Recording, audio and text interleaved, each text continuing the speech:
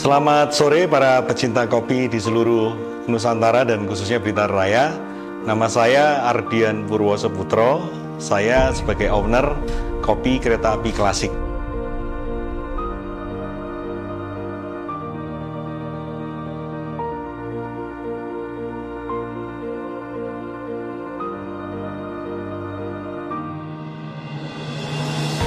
Jadi pada awalnya sejarah kopi kereta klasik ini dimulai oleh nenek dan kakek saya pada tahun 50-an. Jadi pada waktu itu beliau-beliau memproduksi kopi bubuk yang dipasarkan dan dikonsumsi oleh masyarakat Kota Blitar pada tahun 50-an sampai tahun 90-an. Nah, pada tahun 90-an ketika Gunung Kelud erupsi, itu praktis kegiatan merosting dan produksi kopi berhenti total dikarenakan faktor usia dan tidak ada suksetor seperti itu. Jadi waktu pertama kali itu waktu diproduksi oleh nenek kakek saya itu mereknya awalnya merek Vanili dan merek Gontol, burung Gontol.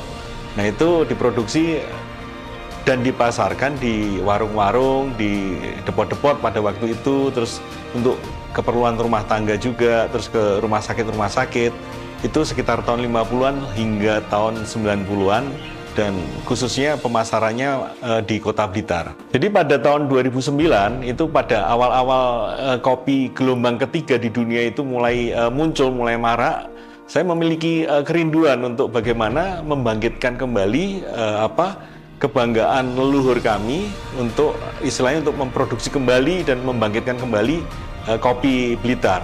Jadi pada tahun 2009 saya belajar dari ibu saya yang kebetulan juga ada korelasinya dengan dunia kopi. Ibu saya juga bekerja di trader dan eksportir kopi Blitar pada waktu itu, dan beliau juga memiliki ilmu roasting. Jadi saya tanya-tanya, akhirnya saya memproduksi kopi. Pada waktu itu awalnya masih tradisional dengan menggunakan kayu bakar. Dulu kan leluhur kami kan memakai kayu bakar sebagai bahan bakar, terus pakai istilahnya drum besar itu. Nah, saya memulainya lagi dengan luweng penggorengan dari tanah liat itu. Nah, dari situ 2009 saya memproduksi dengan merek yang berbeda, yaitu kopi kereta api klasik.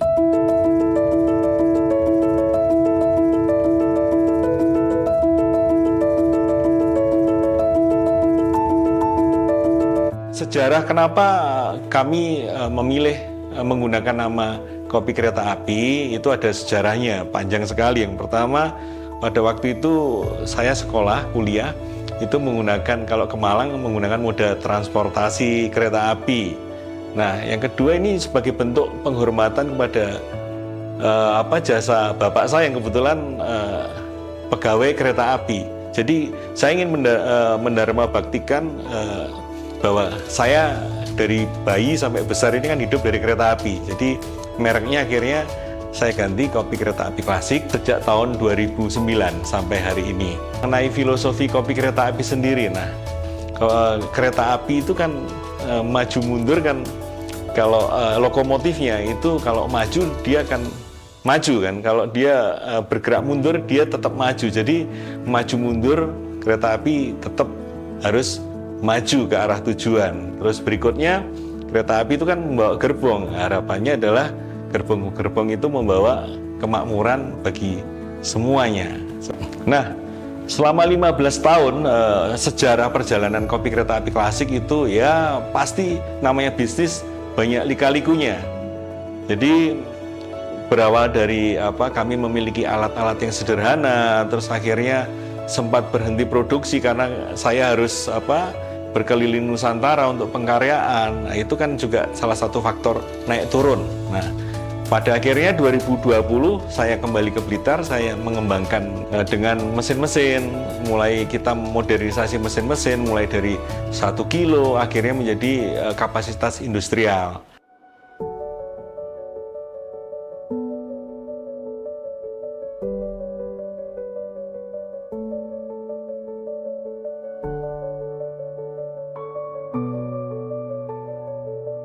kami juga pemasaran awalnya dari kalau kopi kereta api mengcover wilayah Kota Blitar aja pada awalnya, terus pada akhirnya sampai sekarang kita bisa ke luar daerah, terus ke luar negeri seperti itu, ke Jepang, ke Singapura seperti itu. Nah, perkembangan berikutnya adalah pada tahun 2023 kami juga memulai produksi kopi saset. Nah, harapannya adalah bahwa kopi premium yang kita produksi itu bisa dinikmati oleh masyarakat yang lebih luas lagi dengan harga terjangkau. Itu harapan kami. Filosofi kopi kereta api itu kan kami ingin ngopeni. Jadi tidak hanya mengopeni dalam arti luas, ngopeni masyarakat bisa menikmati kopi yang premium dengan harga terjangkau, tapi kami juga memiliki filosofi ngopeni dalam arti menghidupi. Jadi menghidupi mulai petani harus jaya, harus sejahtera. Terus dengan kita beli dengan harga tinggi karena kami menuntut kualitas yang tinggi dari petani. Terus kami juga melibatkan peran seniman. Nah, label-label kopi kami kan itu kan semuanya by art. Jadi kami juga memberi kesempatan kepada seniman untuk berkarya dengan istilahnya melukis dengan watercolor atau oil on canvas. Itu kami jadikan istilahnya label-label kopi. Pada 2023 kami untuk pertama kalinya mengikuti kompetisi di bidang desain, di packaging design di World of Coffee 2023 di Athena, Yunani. Kebetulan kami langsung mendapat posisi finalis untuk packaging kopi. Jadi packaging kami dinilai secara estetika, terus mengangkat budaya Nusantara, itu akhirnya menjadi finalis dan sejajar dengan merek-merek kopi terkenal di dunia, dan finalis-finalis itu dipamerkan di arena World of Coffee 2023 Athena.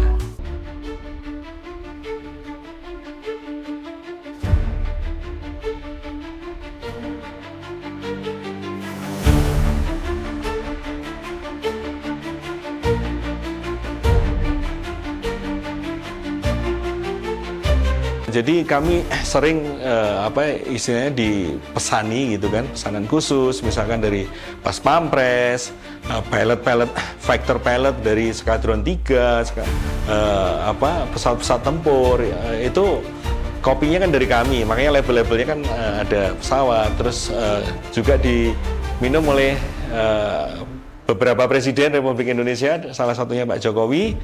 Terus kopi yang produksi dari Ndeso ini, dari Blitar ini juga dijual di etalase high end di Jakarta, di alun-alun Indonesia. Alun-alun Indonesia itu adalah pusat oleh-oleh, pusat kerajinan.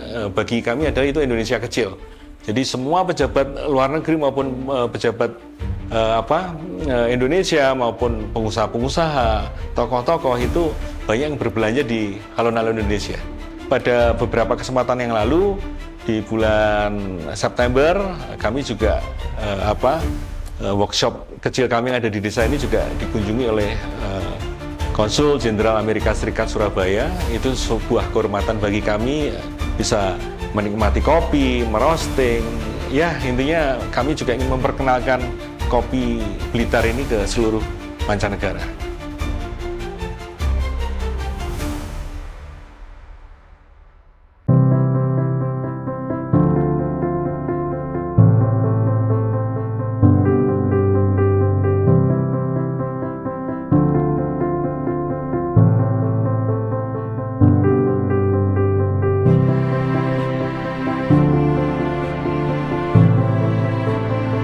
Jadi banyak cerita unik selama kami memasarkan kopi. Salah satunya adalah ini cerita dari seorang pengusaha. Nah, itu pada suatu ketika beliau itu meminta manajernya di Blitar sini untuk mencari kopi kereta api gitu kan. Nah, akhirnya mereka menemukanlah manajernya itu menemukanlah di Instagram gitu kan. Terus datang ke sini, intinya awalnya dia tidak cerita manajer itu bahwa dia hanya istilahnya diminta bosnya gitu kan untuk beli kopi kereta api gitu kan. Akhirnya ketemu di Instagram, mereka kesini. Nah, pada awalnya mereka minta ini satu box gitu kan, isi beberapa gitu kan, puluhan pack gitu kan. Nah, terus tiba-tiba selang 1 jam setelah mereka pulang, mereka telepon, Pak ini kita minta lagi. Nah, kita kan nggak siap waktu itu kan. Nah, karena harus roasting lagi kan, akhirnya kita paksa untuk memenuhi itu. Nah, mereka datang lagi ke sini, katanya mau dibawa ke Surabaya. Nah, ternyata mereka tiba-tiba membuka omongan, iya ini saya buka rahasia Pak ya gitu. Jadi dia itu disuruh bosnya. Nah, bosnya itu kata bosnya itu, kamu cari kopi, ada kopi enak di Blitar gitu loh. Nah, ternyata bosnya itu ngicipi kopinya, katanya si manajer itu ngicipi kopinya di Singapura gitu. Jadi dia dikasih dikasih temennya di Singapura, entah siapa, karena pelanggan kami kan juga banyak kan yang di Jakarta gitu kan. Ada juga beberapa pelanggan kami dari Bandung itu juga malah ambilnya kopi dari sini ketika beliau mau berobat cek di Singapura, di Mount Elizabeth sama di Penang, itu mereka khusus memesan kopi itu untuk katanya oleh-oleh untuk dokter mereka. Nah, itu kebanggaan kami, kopi Blitar bisa dinikmati seluruh masyarakat mancanegara. Untuk harapan kopi kereta api klasik ini, harapan kami adalah kopi ini dari petani, dari masyarakat, kita kelola dengan semangat kekeluargaan juga, kita melibatkan semua komponen. Harapan kami adalah masyarakat juga semakin mencintai produk-produk lokal, dan kedepannya kita bisa menjadi korporasi yang besar yang bisa membanggakan Blitar dan menghidupi seluruh masyarakat, dan kopi Blitar dan kopi Nusantara itu bisa lebih eksis dan keberadaannya dan dinikmati oleh seluruh komponen, tidak hanya di dalam negeri tapi di luar negeri juga. Selamat menikmati kopi kereta api, kopi Nusantara, dan kita berbahagia di dalam kopi.